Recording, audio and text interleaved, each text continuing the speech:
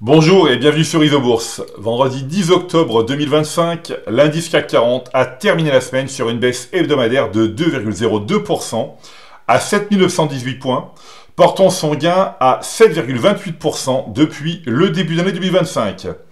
Alors que la semaine s'apprêtait à se terminer dans le calme, tant en Europe qu'aux États-Unis, le président américain Donald Trump a secoué les marchés financiers vendredi, peu avant la clôture en Europe, en menaçant la Chine d'une augmentation massive des droits de douane.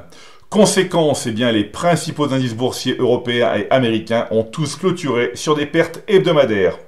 En zone euro, la bourse de Milan a enregistré la baisse la plus marquée, avec une perte hebdomadaire de 2,8%. De l'autre côté de l'Atlantique, le plus vieil indice du monde, le Dow Jones, a accusé le repli hebdomadaire le plus important, avec une baisse de 2,73%.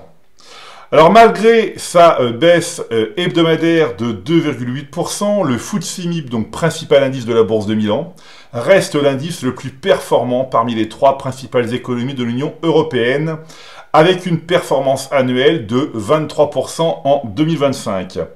L'indice italien évolue au sein d'une tendance haussière de moyen terme depuis le croisement positif des courbes de pression Isobourse 5 et 20 mois, validé en février 2025. Bien que les courbes restent proches depuis ce signal, elles ne se sont jamais croisées à la baisse. Le repli actuel appelle toutefois à un suivi attentif. Aux États-Unis, le Nasdaq Composite reste en tête des principaux indices américains avec un gain proche de 15% depuis le début d'année 2025. Alors au risque de me répéter, il s'agit d'une performance en dollars qu'il convient de relativiser pour les investisseurs dont le portefeuille est libellé en euros, car le dollar a perdu plus de 10% face à l'euro sur la même période. Sur le plan de la tendance à moyen terme, le Nasdaq a retrouvé sa trajectoire haussière en juin 2025, après la phase d'hésitation observée au printemps. Le DAX allemand évolue désormais dans une configuration de consolidation ou de pause à moyen terme, avec la confirmation fin septembre 2025 d'un croisement négatif des courbes de pression Isobourse 5 et 20 mois. Alors j'emploie le terme consolidation car l'analyse long terme montre que les courbes de pression 5 et 20 trimestres évoluent toujours positivement depuis le troisième trimestre 2023. Quant à l'indice phare de la bourse de Paris, le CAC 40, il tente désormais de se redresser à moyen terme depuis le croisement haussier des courbes de pression Isobourse 5 et 20 mois validé à l'issue du mois de septembre 2025.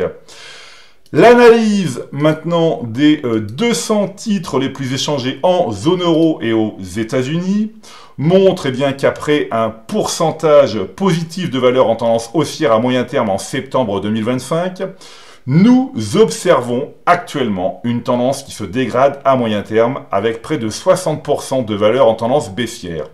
Alors il faut toutefois rappeler qu'il s'agit d'une analyse mensuelle et que la fin du mois d'octobre 2025 est encore loin. Comme je le souligne chaque semaine, il reste essentiel de concentrer ses investissements sur les titres dont la tendance de fond demeure positive, tout en écartant ceux affichant une trajectoire baissière marquée ou hésitante.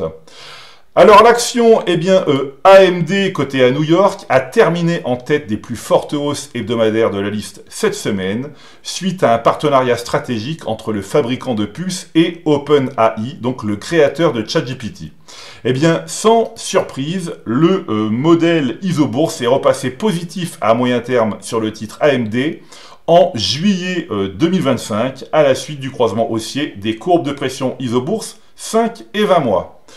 À la bourse de Paris, maintenant, le titre Saint-Gobain, donc membre du CAC 40, a terminé parmi les plus fortes baisses hebdomadaires de la liste cette semaine. Après une phase haussière de moyen terme parfaitement détectée par le modèle Isobourse en février 2023, notamment après le croisement haussier des courbes de pression Isobourse validé à la même période, et un gain de plus de 70%, le modèle est repassé négatif sur le titre du fabricant de matériaux de construction en août 2025. Enfin, eh bien, je termine cette chronique par un point sur Impulsion Europe, donc le fonds piloté par les signaux moyen terme du modèle Isobourse.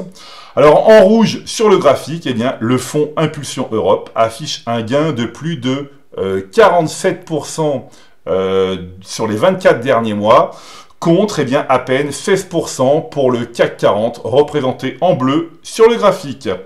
Voilà, eh bien écoutez, c'est maintenant à vous de faire le point de vos valeurs en portefeuille avec Isobourse. Je vous donne rendez-vous pour ma prochaine chronique et d'ici là, eh bien, restez avec nous sur Isobourse.